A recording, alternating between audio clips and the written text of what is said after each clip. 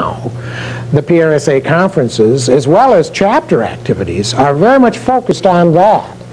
And I think it's a big leap we've made already, but we've always got to keep going, because if there's anything we know today, it's that constant retreading and more learning, that's an everyday affair. But is the concept of accreditation working?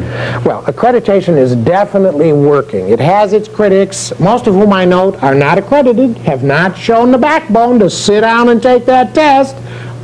But let's look at their points. They say, well, it doesn't really make any difference whether you're accredited or not. It may or may not externally. I think we still have a lot of promotion and persuasion to do with headhunters and with personnel people who do hiring to make sure that the APR becomes as important as a CLU in insurance or some of the other CPA in finance, accounting.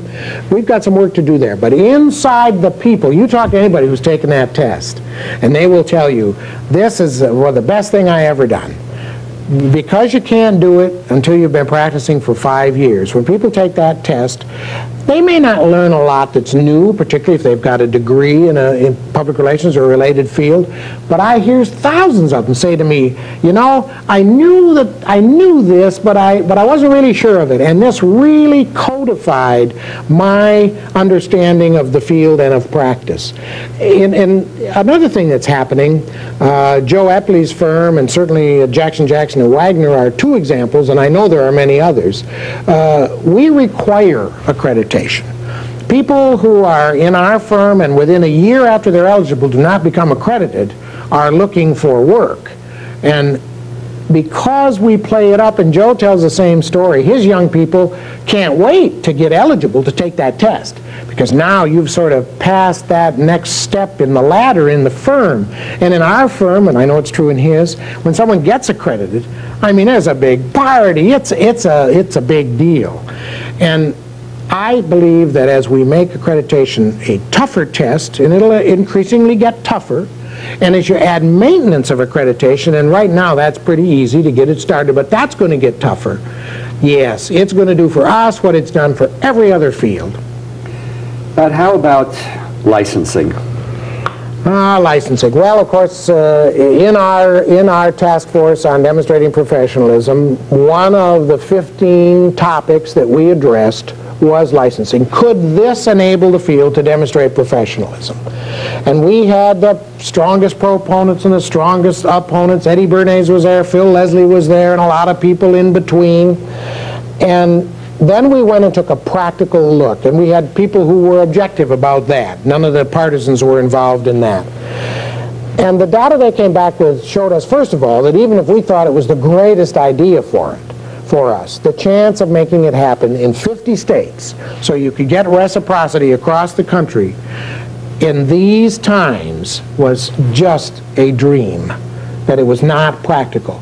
Then when we looked beyond the practicality, however, we found that maybe we needed a few more years of solid accreditation, of solid maintenance, of the College of Fellows beginning to act like the senior body before we would be ready for licensing. So I am not against it. I mean, I'm glad to get licensed, and certainly people like me and you are not going to have any problems getting licensed, and I see no difficulty. I just don't believe at this time that it will solve the problems.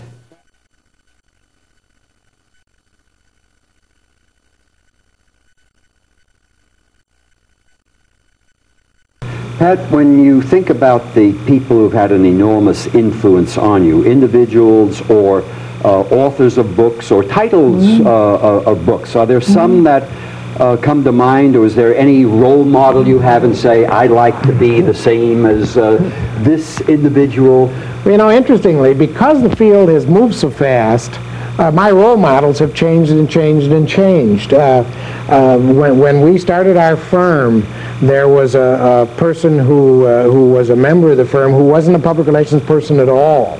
In fact, he'd been a hospital administrator. He was a top manager.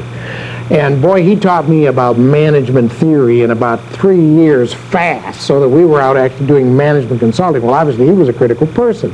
Obviously, my relationship with Eddie Bernays, it was great to to meet this this past master who was saying so many of the things we were saying, that it's applied science, and I've learned a lot from Eddie, by all means. I've certainly learned a lot from you, Otto. I remember taking the accreditation course, just to prove my own previous point.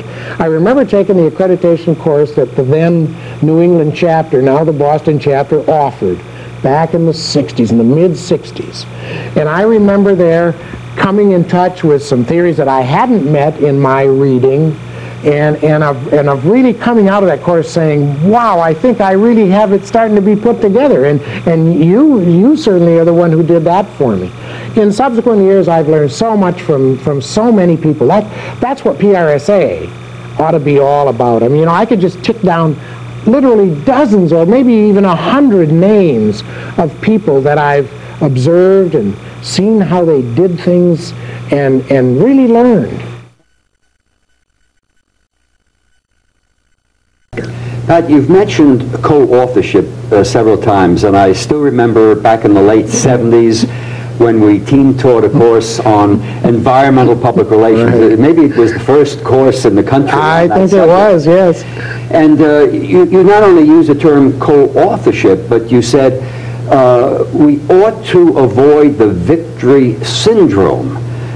We being, you know, either side. Now, aside from or in addition to the environmental field, do you see room for the victory syndrome, for example, when we get into public affairs, when we get into issues management, when we get into more confrontational situations? You know, our theory of the victory syndrome has been translated fairly well into the idea of win-win. Mm-hmm. And we always say that it takes a lot of motivating and cheerleading to get your side on an issue debate all steamed up, and so psychologically they may need to vent this out and have a victory. And so we always say to them, look, the time to worry about who gets the credit is at your victory dinner.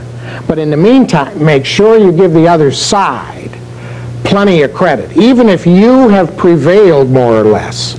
Because there's several things at play here. First of all, nobody ever wins 100%. They just never do. In our society, you resolve conflicts by some kind of accommodation. And so acting like a victor, first of all, usually looks a little bit dumb. Secondly, you know, what are losers in this kind of a society? Well, we always say losers are people who are just sharpening their knives, waiting for you to turn your back, and then it's going to happen all over again. So that we can learn a lot maybe from the Orientals. You know, you always let the other side save face. We've had some interesting cases in this, particularly involving strikes and boycotts. And it's really interesting to go into the organization if a strike is looming, and of course the managers are all climbing the wall usually and have lost their cool. And then we show up and say, well, look, the thing you need to do is start treating these people better, and let's have some nice meetings between you and the other negotiators. And of course, that's the last thing they want to hear. But slowly you bring them along, and then you send a message to the other side of how you're willing to settle this in a way that gets you what you need, basics, and lets them have some of what they need, and an absolute, as the Chinese say, a face saver. Pat, you go further than most practitioners I know in not only talking about public relations, trying to create awareness and understanding. Many practitioners talk about public relations and its role in persuasion. Mm-hmm. Now, on this hierarchy of effects, as it's often called, you're going that last mile and saying it's behavior that you really want to influence. Now, are you at all afraid of being accused of the engineering of consent? No, because we've learned a lot from the behavioral sciences about how you do motivate behaviors. And notice that I say mutually supported behaviors, and that's really the key. People are not going to give the behaviors that you might like to elicit from them unless they have real trust in that organizational product or person. And so behavior ought to be a natural result of having done our job fully and properly, so that I don't see it as manipulative at all. People are always saying that public relations in general is manipulative, or could be, and my response is, wow, if you know how to manipulate the American people, or any people, please let me know, because what I find out is that though they do make decisions in groups, there's always those voices out there that are going to be cynical and questioning, and the ability, well, as the studies on propaganda show us, even the studies on propaganda have to be 75% true to even get people to move in that direction. So I'm not at all worried about manipulation. Besides, the classic argument between Freud and Sullivan, I think, answered that for all time. You remember Freud, everything was all set and it could be manipulated, and Sullivan made it clear that manipulation, in fact, is a word that we should strike from our vocabulary, because life begins, as he says, with the manipulation. The baby is born, the first thing it does is cry, so that the mother will feed it. And from then on, our lives are one of sending signals, maybe discussion, maybe behavior, maybe crying of a baby, back and forth to each other to manipulate the behavior. But of course the difference is we don't have to answer the signal. And so I see public relations sending the signals, making appeals, urging. But people will let you know when they're ready. So I don't think we can manipulate.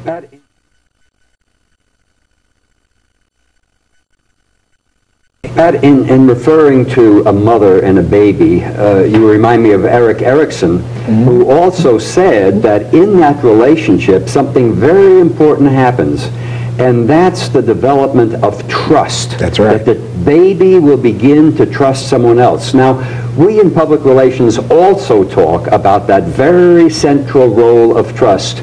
Yep. Would you expand on that? Well, I think this is why we like to practice behavioral public relations, and where I see the field being stultified and stuck in a very old-fashioned technician role. If you talk about trust, you have to ask yourself, how do you get to trust? The ability to get to trust by sending information transfer, or even by two-way communication, is very slim, because it's a totally cranial thing. It's all intellectual, and that's not where trust is. Trust is in our emotions and in our intuitions, and all of those together let us trust people. In fact, the psychologists, if my reading is correct, tell us that trust is a lot more in our skin and body than it is in our minds. There's just all these signals coming to us. And so I believe you have to move beyond communications to really building relationships with people, so that you know each other a little bit, or the publics out there know the organization, know some of their people, know their policies, have had a chance to try them out and make sure that they're real. And then, in addition to that, this relationship has to be built in a way. You can have a relationship which is not, of course, trusting. So you have to build it in a way that gives trust. My understanding of the behavioral sciences, particularly psychology, is that trust arises primarily from one thing and one thing only, and that is consistency. And that's where I see so many organizations making a mistake. If you're going to have an open communication policy, for instance, it has to always be an open communication policy. You can't be open when the news is good, and then suddenly, oh well, close when the news is bad. And so, but if we will adopt open communications policies, build relationships, I believe that trust that leads to behavior is, in fact, readily there. But notice what it means. It means we have to be able to persuade clients to admit when they are wrong. We have to persuade clients to listen to people inside the organization at lower levels who may have real wisdom to impart. It means we have to turn some of our decision-making authority over to the publics that we want to serve. And unfortunately, the big barrier in our era, I believe, is the way we train American managers. The MBA system is a totally anti-human system. It teaches manipulation, as far as I understand it. And so that gives the public relations people, again, this incredibly important social role of helping managers that are our clients or our colleagues to overcome that and learn this philosophy of real co-authorship. Now you're nodding, so I guess you agree. Well, I mean, relationships can be built quickly sometimes, but relationships that really engender trust take time to mature. And, you know, this is this whole silly problem in American organizations of the short-term quick fix. And too many public relations people, in my view, who are still hung up on one-way information transfer. We'll get a big story in the media. We'll have a TV show.